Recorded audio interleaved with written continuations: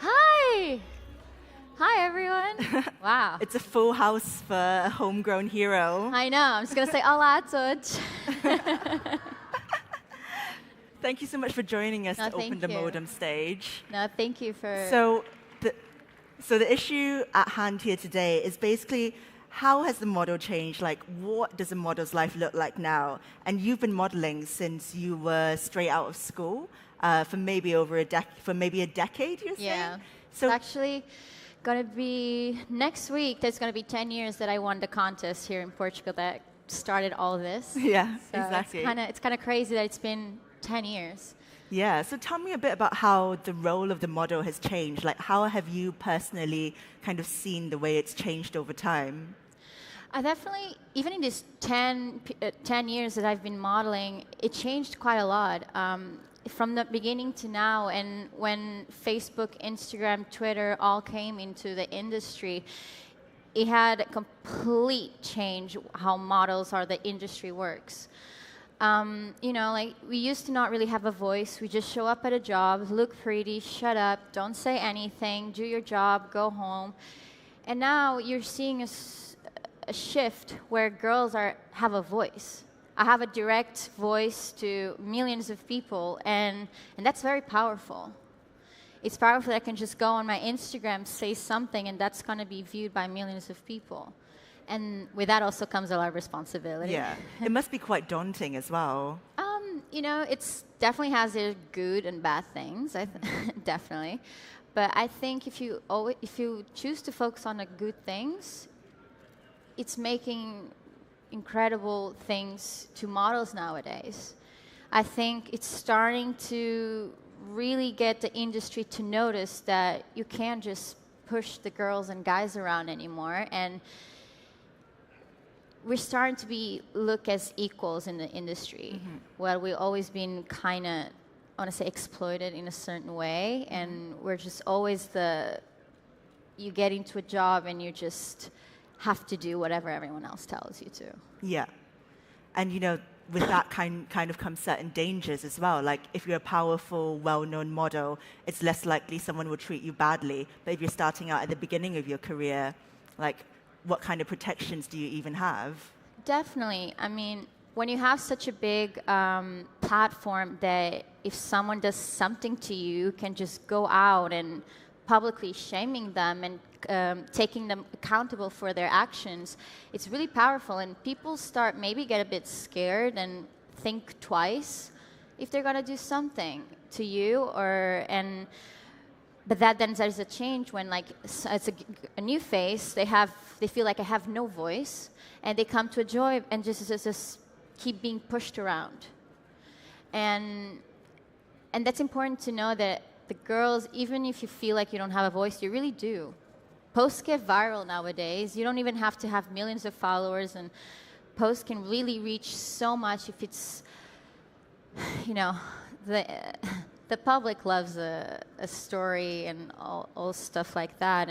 But it does come as a responsibility. Mm-hmm. You do have power, but you also have a responsibility once you reach so many people to, I kind of have to, if it's still happening to me, that I have all this reach of people, imagine what's not happening to girls that are just starting. Because you yourself have had experiences in the past where you've been made to feel uncomfortable or unhappy. And I've definitely had, throughout my career, a lot of times that I've felt like I got pushed into doing some things I didn't want to, or, things that everyone's like, oh, that's just part of the business. You get a lot of that. That's just part of the business. And it really shouldn't be part of the business. It should be okay for me to say, no, I don't want to get naked and change in front of people that I've never met. Mm-hmm. But if you ask, like, can I have somewhere where I can change by myself, you're like, oh, diva. Yeah. And things like this are like, that's just part of the job. You have to get used to it if you want to get ahead in this industry. And, that's not how it's supposed to be. And funny enough, this past year, 2 years, I've been having situations happening to me especially when, I've always been very comfortable with my own body, and I've always looked at it in terms of art, but I've always been very, not picky, but, all the naked photos I've done have been very controlled and thought about. Mm-hmm. And I've been having a lot of shoots that I arrived and they just expect me to get naked. And, and when someone just forces me or expects something from me without even asking, I'll be like, no. Right. And that's something I've been very vocal about. And, I probably have burned some bridges with some photographers because, if you don't respect me, I'm really going to close myself. Mm-hmm. I had jobs that before the job, I was asked, this is a mood board. They want some nudity. Are you okay with it? Or are you not okay with it? And I tell them, I'm okay with this. I'm not okay with that. And then they book me for the job, and I get there, and, it's a mutual agreement. You have the stylist asking again, the theme, and then the photographer comes are you okay? Do you want me to close the set? And this is when a job is made with respect. You really feel respected.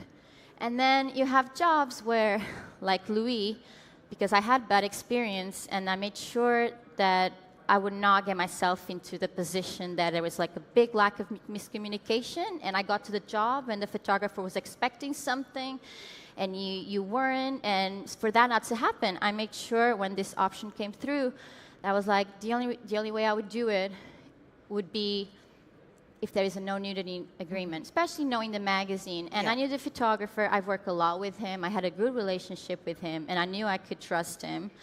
So, but I made sure, I want a contract stipulated that this is not going to happen. Yeah, you were clear about your boundaries. I was clear about it, and they agreed. They didn't have to agree. No one forced them to agree, but the moment they agreed, okay, so I can come into the shoot and be comfortable that this is not going to happen like it has in the past. And then I arrive in the shoot, and obviously even with the contract, you have someone in the shoot, not the photographer, but pressuring me into get naked. And then they always come and get pictures that I've done in the past, but this is no different than this. Yeah. And I'm like, yes, it is. It's about choice. Just because you've kissed a lot of guys in the past doesn't give anyone the right to come and kiss you without your permission. Exactly. And this is the same thing. It's about choice. It's almost like once you do nudity, some people expect that that's nudity forever, which it isn't. It's about your individual. It's my individual choice to who I want to do it to what publication, with what team, with what photographer, even times of my life. Mm-hmm. I'm probably at a time in my life now that I don't feel as much necessity of doing as much naked pictures. Not that I'm not comfortable, I am, but you go through phases of your life that you don't want to do it as much. And that for me, and on the shoot, I put my foot down and I was like, no. And I really got upset when that person came and showed me the pictures, and I was like, you don't get to do that. You don't get to do that. And then while you're shooting your model, it's really hard to make sure everything is always covered because you're posing. You want to be comfortable. You want to look natural. And, you let yourself, and you have to trust the team. They're not going to use the photos you don't want them to use because accidents happen. Yeah. And you show a little nipple. You show a bit too much sometimes. That only when I look down, I'm like, oops. It happens. Yeah. Situations like this happen all the time. And you kind of trust the team to not publish those photos, and I saw those photos on the pic, and I'm like, we're not using that, and they're like, oh, that's very easily retouched, or don't worry, we won't use it. And then to my surprise, the magazine cover, and one of those accidents was on the cover, and another one was inside of the story. Mm-hmm. And I felt very hurt because for me it was the one time that I made sure this was not going to happen, they still did it. And then you took to Instagram to actually call them out for their behavior. Exactly. And, for me, it took me a while to figure it out what I wanted to do about it because it's a very scary, you're calling out publicly someone. You're not just saying someone did this and you're not naming that. You're full on calling someone out, and that's something that the industry needs desperately, is people start calling out people by their name and taking people accountable for their actions. And that's what I wanted to start. And I made sure I did it with I had an old team that worked with me and make sure this was done the right way. And I was very overwhelmed with the reaction to it, but what I wanted from the post was just, what, I just hope I will be at least saving one girl from this happening to them.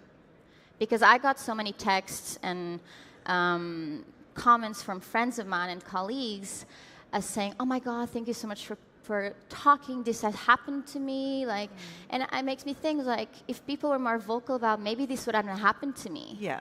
Maybe they would be less, maybe a magazine like that would be less frightened of doing exactly. Like that. And at least now I know that, if some model is gonna work for this magazine, at least they'll know the kind of magazine they're gonna be.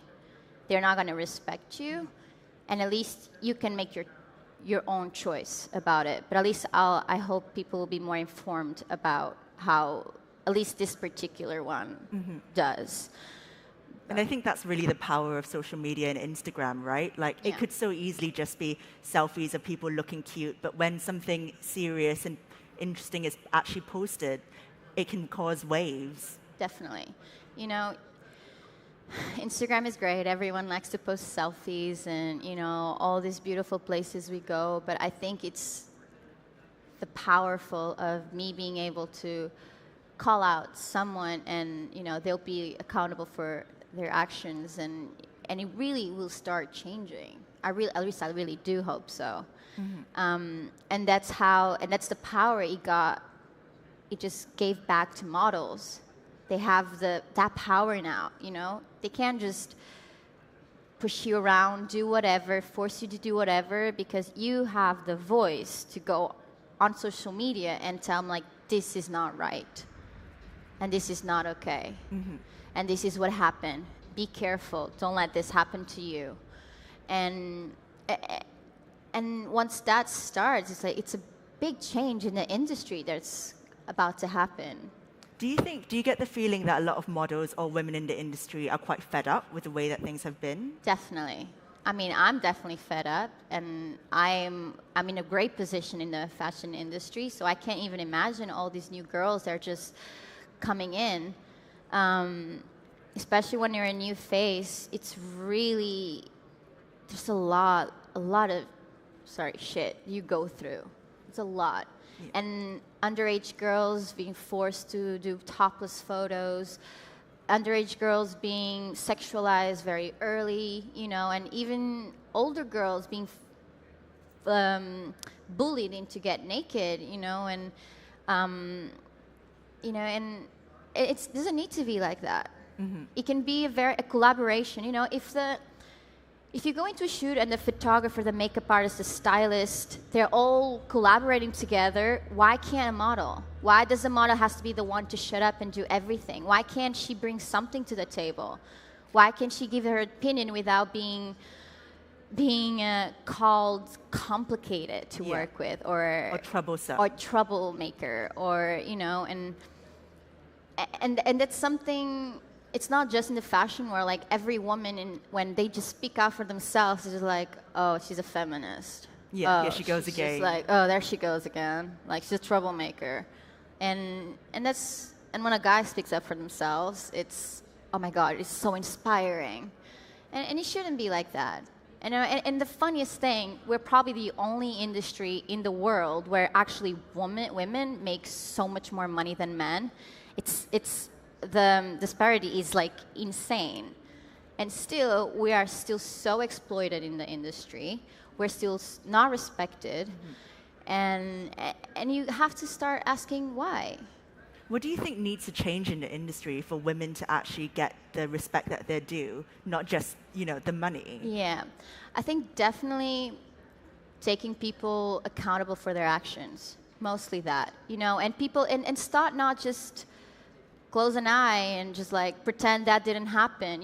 Agents don't send models to problematic photographers that they're known to be abusive. You know, like magazines, brands, don't work with those photographers. Photographers, don't be assholes. You know, all these little things really do. It needs to start happening a conversation. You know, everyone knows it's happening, but no one does anything about it. You know, and like everyone knew about Terry Richardson, and all these people looked the other way and kept working with him. And now this whole Weinstein happened, and all of a sudden, oh yeah, let's use him as a scapegoat. Yeah. That's kind of hypocrite. You guys knew this was happening, and you still choose to work with him year after year. And you're putting these girls into that situation because, you know, like, he's shooting a big campaign. What am I going to say? No. And it's not even about the big models that are probably going to have a trouble with him, but, you know, or with him or any other photographer. This is not just one person. This is way broad to the whole industry. Right.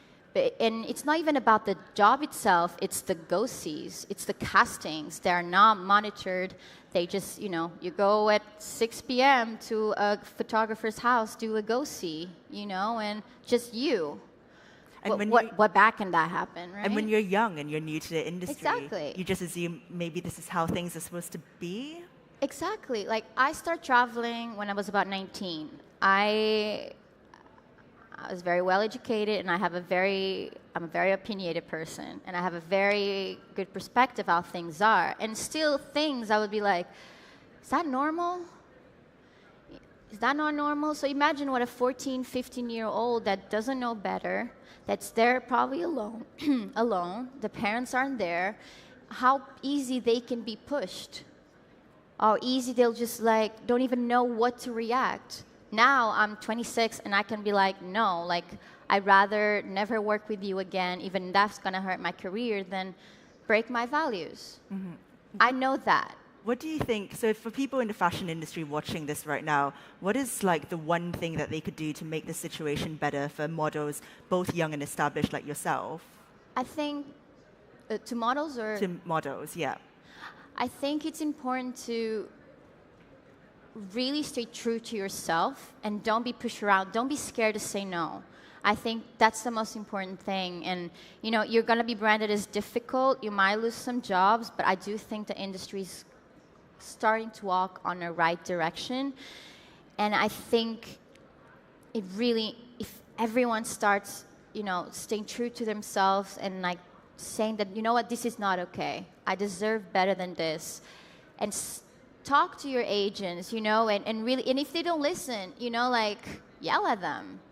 Like, you know, I had to not yell, but, you know, like, you have to sometimes talk until it gets into someone's head.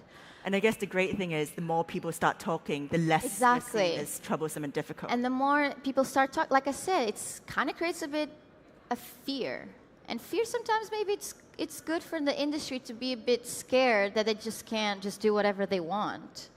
I don't think it's a bad thing right now in this particular situation. Yeah, it's about giving women respect. Exactly. I think that's a great note to end on. Thank you so much, Sara. Here we'll give a big round of applause to Sara Sampaio. Thank you, guys.